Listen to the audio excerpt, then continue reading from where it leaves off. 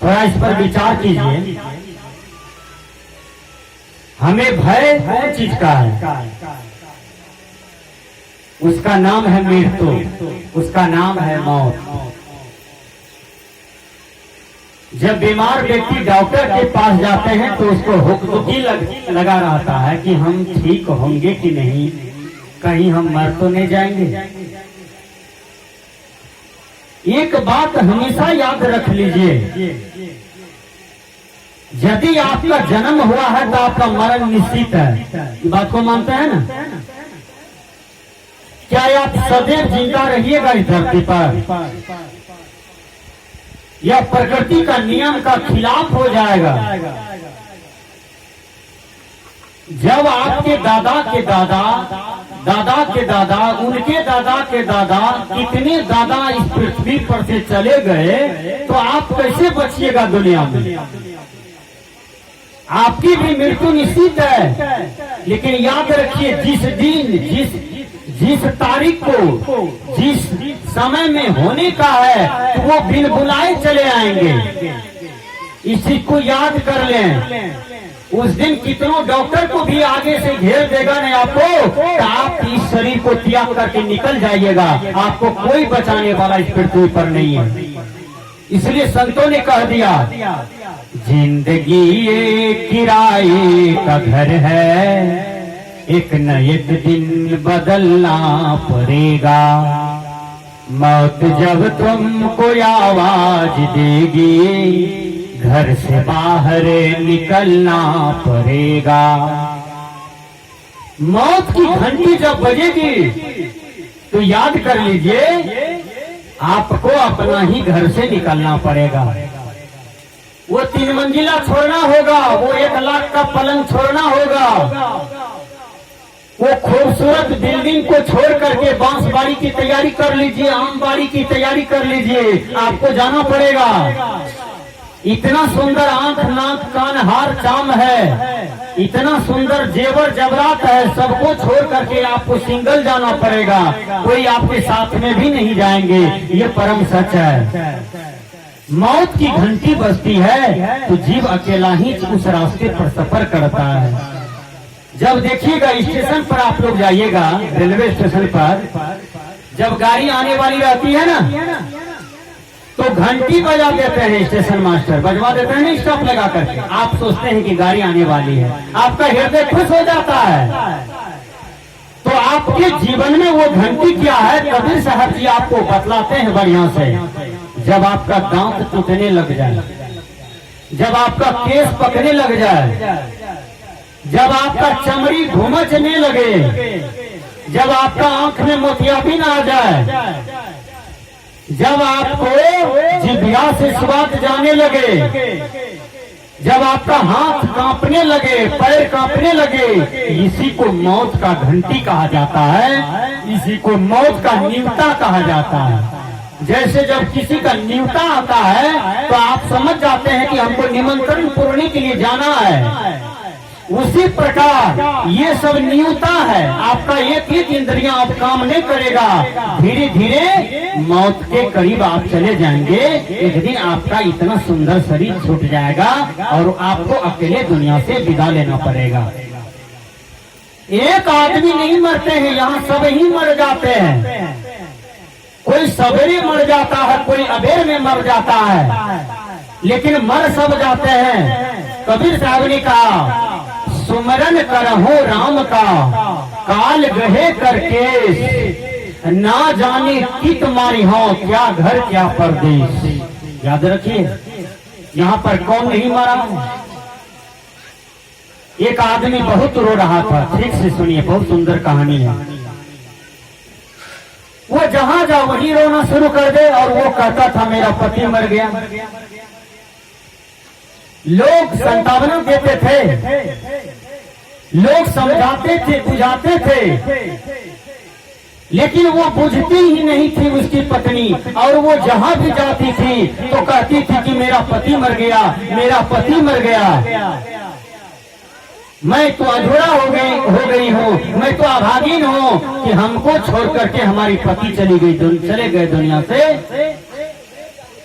एक महात्मा के चरण में गए और महात्मा जी को कहते हैं कि बाबा, मेरा सोना जैसा पति था, वो हमको छोड़ करके चले गए, वो चले गए दुनिया से बाबा। उसके प्रेम के बिना, उसके प्यार के बिना मुझे बहुत दुख होता है बाबा। महात्मा जी तो ज्ञानी थे, महात्मा जी तो समझते थे। महात्मा जी कहते हैं, बेटी तुम गीता को पढ़ो, तुम महाभारत की तरफ उलट करके देखो। महाभारत में एक दिन में 10,000 लोग मरते थे युद्ध में, और 10,000 लाश फील्ड में पड़ा रहता था, कोई फेंकने के लिए नहीं जाता था।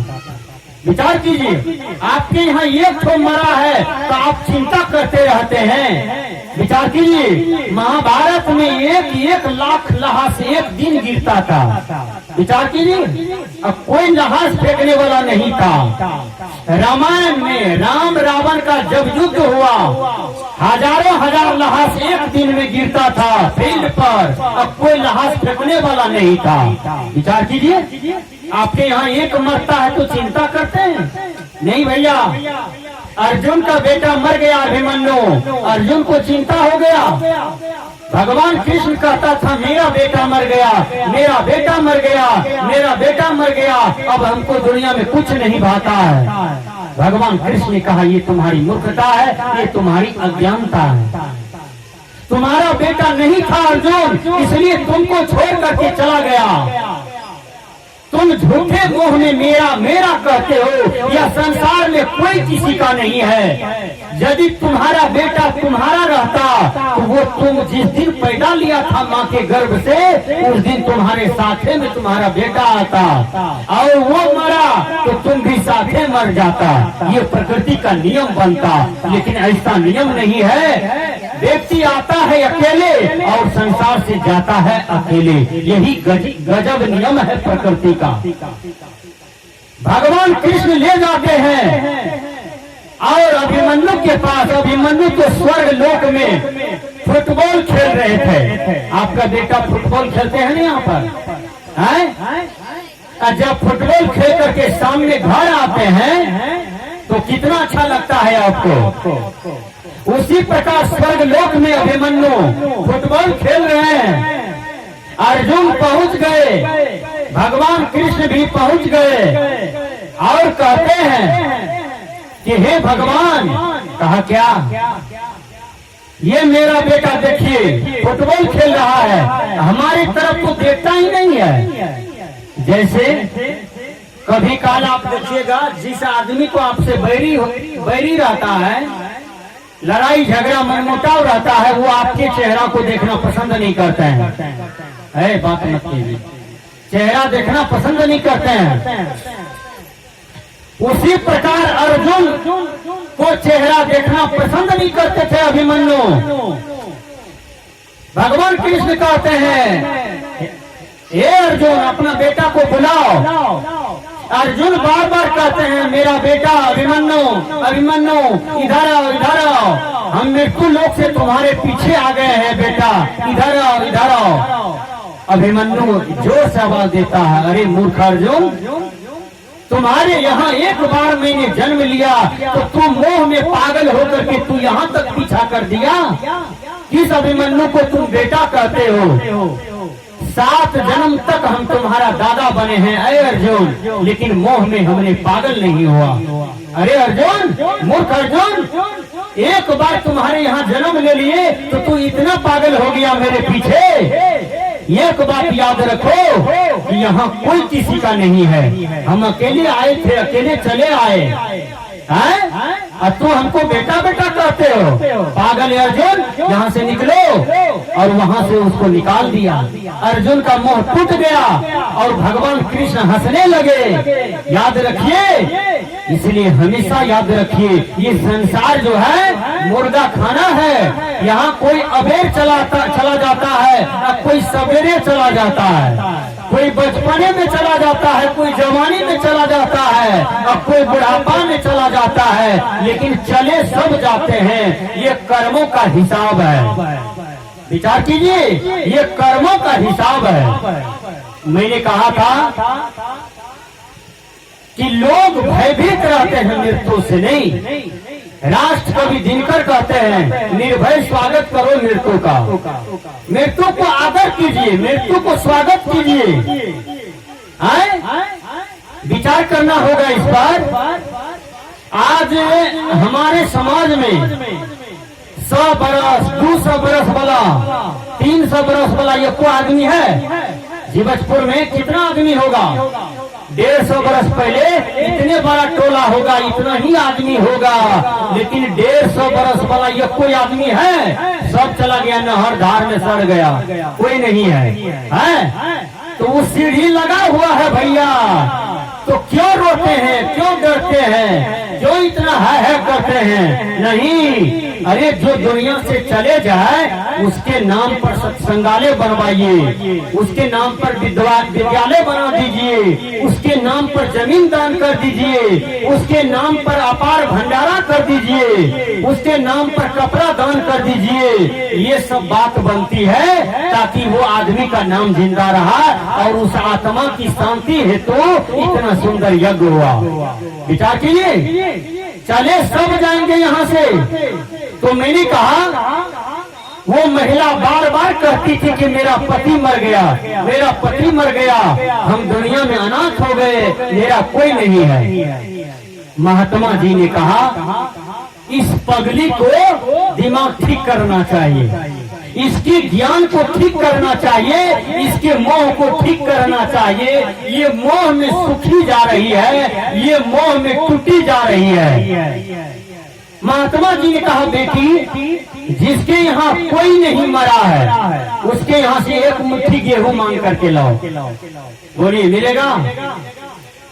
ऐसा कोई घर है जहाँ पर कोई नहीं मरा है? हमें को बता दीजिए तो। महात्मा जी ने कहा, बेटी जिसके यहाँ कोई नहीं मरा है उसके यहाँ से एक मुट्ठी गेहूं ला करके हमको दे दो। लेकिन सभी घर गया, कोई उसको एक मुट्ठी गेहूं नहीं दिया। जिस घर में गया उसी घर में कोई मरा था। ध्यान दीजिए, कोई ठंडी में मरा था, कोई गर्मी में मरा था, कोई बुखार से मरा था, कोई दम्मा बीमारी से मरा था, कोई लकवा पेशेंट होके मर गया था, किसी को कैंसर धर लिया था तब मर गया था, कोई अचानक मर गया, कोई बीमार पड़ के मर गया। लेकिन सबके यहाँ ये समस्या है ना? वो बहुतों दूर दूर चले गए, लेकिन कोई उसको एक मुट्ठी गेहूं नहीं दिया, क्योंकि मरा तो सबके यहाँ था भैया। कौन देता उसको गेहूं? लेकिन याद कर लीजिए, फिर वही महात्मा के चरणों में वो गिर जाती है और कहती है, बाबा मुझे एक मुट्ठी गेहूं कहीं नहीं मिला, जिस घर में गया उसी घर में कोई न कोई आदमी मरा पड़ा था। देख लीजिए, जिसका श्राद्ध में आज पूरी बुनिया जिलेबी रसगुल्ला कच्चा पक्का खा रहे हैं, एक दिन वही दशा आपका भी होगा। उस चीज को क्यों नहीं याद करते हैं आप कि मेरा भी यही दशा होगा? अरे उस दिन का याद कीजिए जिसका भोज आप आज खाते हैं, कल आपका प्रति भोज होगा, कल आपका श्राद्ध होगा, कल आपका बरखी होगा। इसको याद करना चाहिए हमेशा। और ये 2 दिन की दुनिया में इतना बढ़िया कर्म कर लीजिए कि आप जीवजपुर के धरती पर जिंदे जी स्वर्ग में हैं। हर आदमी जाने कि ये आदमी का कर्म सुंदर है, आचरण सुंदर है, इसका आचरण पूजा करने योग्य है। मरने के बाद कोई नरक कोई स्वर्ग नहीं जाता है। नरक और स्वर्ग व्यक्ति यही अनुभव करता है। किस तरह से? गुरुवर कबीर कहते